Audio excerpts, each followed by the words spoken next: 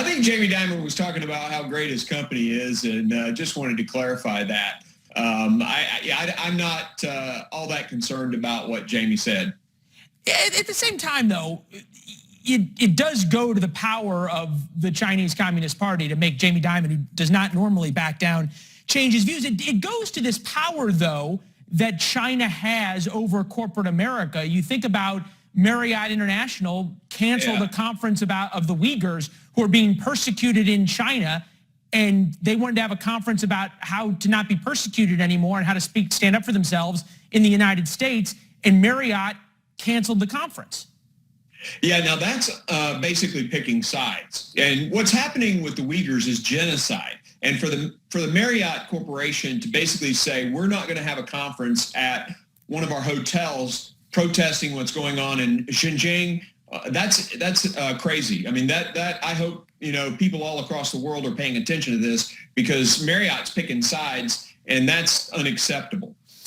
Is there a reason that Americans or the American government should start picking sides as well and saying, for example, the U.S. airlines, if you want to have landing rights in the United States, you have to put Taiwan on the map on the planes. If you want to have U.S. government contracts, as Marriott does, you've got to be able to allow Uyghurs to have conferences?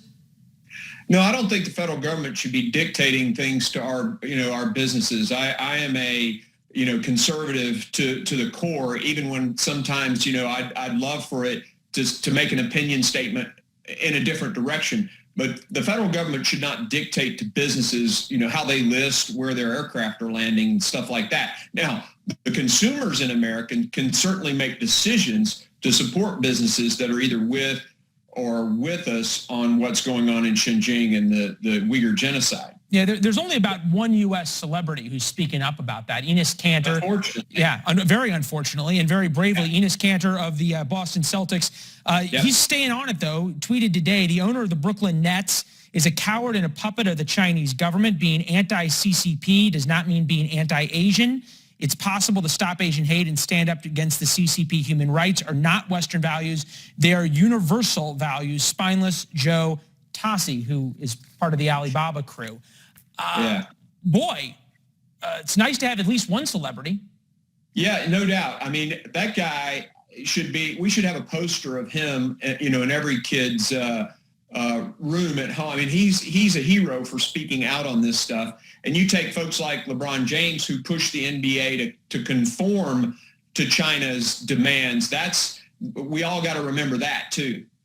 Yeah, well, he actually has a pretty nuanced view, because he's taken obviously a lot of flack internally. The NBA certainly cowed to China. LeBron James has. Nike, who you can see the logo is on the uniform there, also bowed down. Kanter doubled down. Take a listen to his explanation. There's so many athletes, so many actors, so many singers and rappers out there. They're scared. They're scared to say a word because they care too much about their money. They care too much about their endorsement deals. He speaks the truth as well at times. He's also spoken up about Taiwan and the importance of the democracy in Taiwan. Headline just now from CNN, Biden administration invites Taiwan to its summit for democracy, infuriating Beijing. And there does seem to be there's real ambiguity in terms of how the Biden administration is approaching Taiwan. Why is that?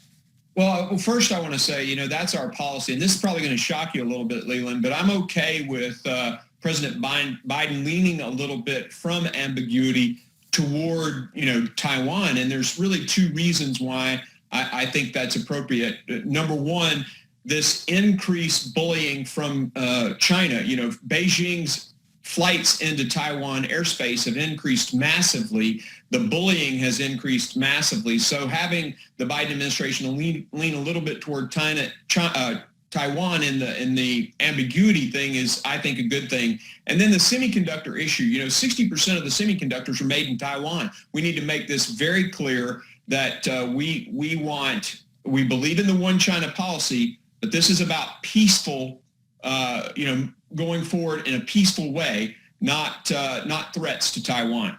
Yeah, peaceful way is not seeming the way the Chinese are going at this. Real quick, I've only got about 30 or 40 seconds, but we know you were over in the UK over the past week. I'm wondering how the Brits especially are viewing America now that we're 10 months into, quote, America being back, as the president likes to say. Well, first, they took a lot of effort to reiterate the importance of the relationship. Every single meeting with both members of the House of Commons, members of the House of Lords, they were very, very much stressing the need for a U.S.-UK partnership going forward as we take on, the issues with Russia and the Ukraine and, of course, China.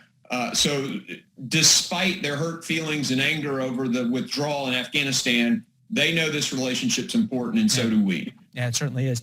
Congressman, appreciate it. Our best to you and yours for happy Thanksgiving. Have a great weekend. Same to you, Leland. All right.